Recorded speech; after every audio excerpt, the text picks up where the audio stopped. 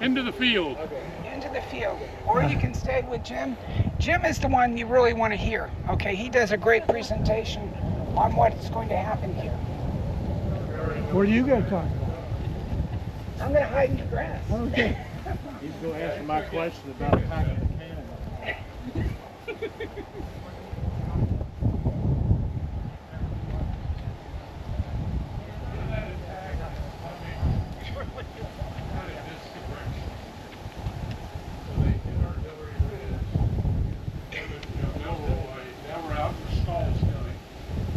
Stall's coming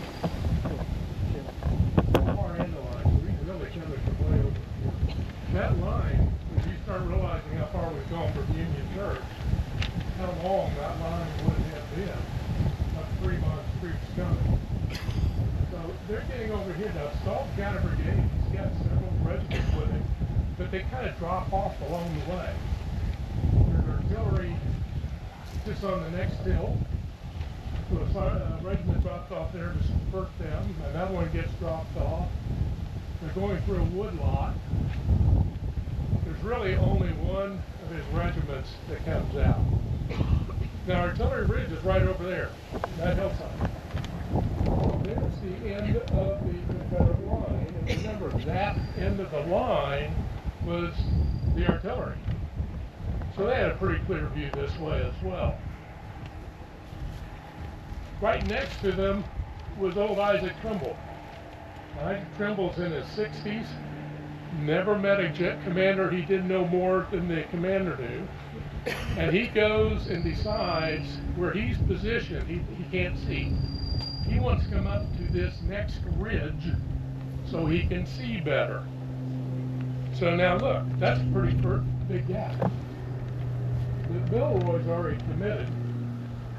Shank's already committed. They know these guys are coming this way. So it's never exploited. This could have been a very dangerous situation for the Confederate line. But it didn't. It becomes very dangerous for a group of Germans, newly become New Yorkers, because they're going to march across from this, there's a hill just beyond those trees, and well, you can see that they're over here. You see the fence line right above the shed hill, or the shed roof. What you see there is how they came. They came over that and marched down into that valley. There's a little creek down in there. There's a couple companies of North Carolina troops there as skirmishers. These guys come marching down, there's a few shots fired, the skirmishers run. That's their job, to announce something's happening. The Germans and their commander think, we've broken their lines, let's go. We're going to come in on the flank and punish these Confederates. As they're coming up this hill, there are 3 regiments of Confederate troops along this fence line, backed by trees. So they're not going to be silhouetted against the sky. Nice open area here. It is trees. They actually come up to this fence line.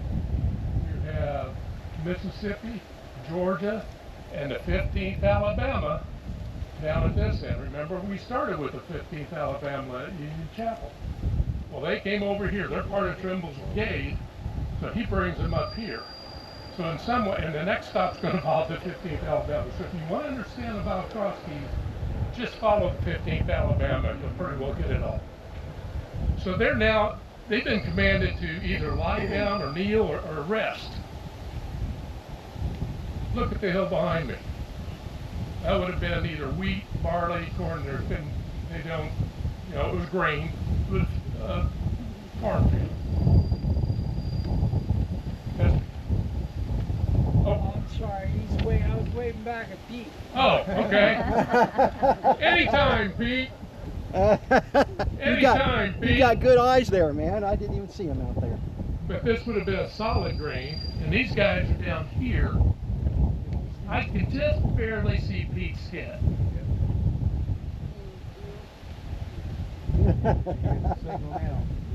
So there's been different descriptions of this. some say 30 yards, some say 40 yards, some say 50. Let's just say 40, which is about where people are. They're going to come up, and they're marching in precision. The colonel's actually marching backwards, watching the parade line. They're just like marching with no skirmishers. Remember, they broke the line. They think they're on their way to glory here. And all of a sudden, 1,800 Confederate troops along this fence stand up and deliver a volley. Most of these troops, not all, but most were armed with smoothbore muskets. Most of them had buck and ball, which would have been a round ball with 3 large buckshots on top of the cartridge. So they were going to fire 4 missiles at a time. Again, not very accurate, not very distance, would give you a lot of range, but devastating at this distance. 500 New Yorkers within a minute, maybe 3 volleys, it's over. And now 500 men, over 250 are casualties.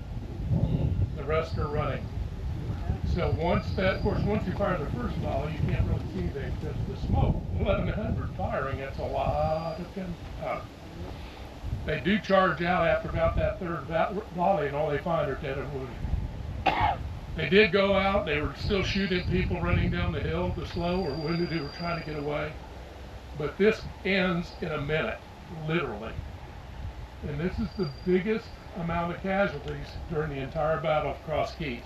So we saw Artillery Ridge, we could see where Milroy's men were marching, trying to climb that and fight. No, here, in 60 seconds, over 250 casualties. So the 8th New York, most of them, as I said, were New Yorkers. Some of them had only been in the United States for a few weeks. They were recruited literally off the boat, went to an instruction camp very briefly, brought out here. This was their first fight. Some of them had been in the military in Germany. There were some who say that they sang some German marching songs as they came up the hill. But their surprise, obviously, was absolutely complete. Hey, Jim, can I ask a question? Sure. We were getting hand signals out there. I wasn't sure that was all that friendly. I'm not sure. How many fingers were up? It was hard to. Yeah, how many fingers? Let's go. But again, the attack is really more on here rather than behind me. So again, 500, 1,800, the Mississippians and the Alabamans had enfilade on. They're going to shoot across the field towards their flanks, not straight in the line. We did it here just so that everyone could see a little easier. But the attack's a little bit further off here to my right. So the Georgians had them straight on, the Mississippians had them at an angle, the Alabamans even more so. I think the fence was here. Yes, there was a fence here.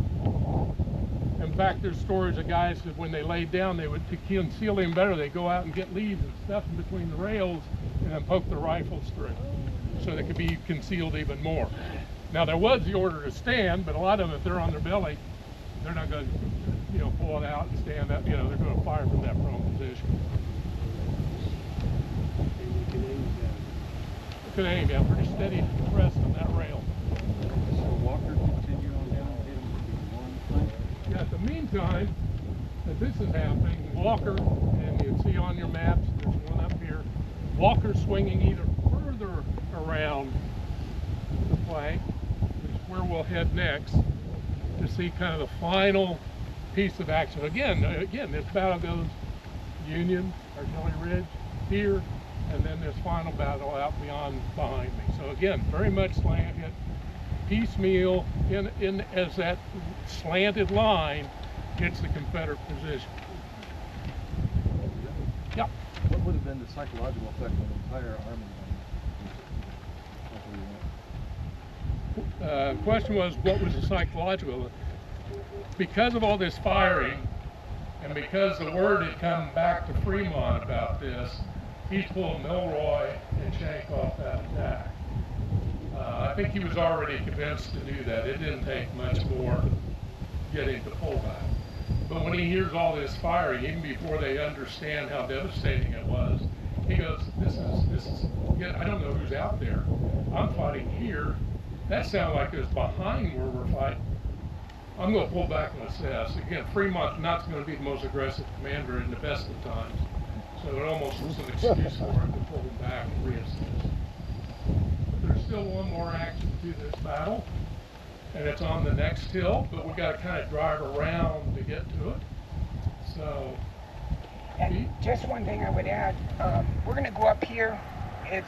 We're actually going to go up this road and make a really sharp right-hand turn. And there's a place where there's a turnout just like this. It will turn out. And when we're done, we're going to swing all the way down, come out behind the store over here. Jim and I think you're going to help us eat some of those sandwiches, right? Absolutely. Anyways, we're not doing Port Republic to 1:30, so if you get hungry, that's a good place to stop. Their price is really good. They're actually helping to save some of the land here, you know, for the foundation as well. we're also the only place to get something to eat. That's right. I know you probably think of my back. I have an advertisement for them. I don't.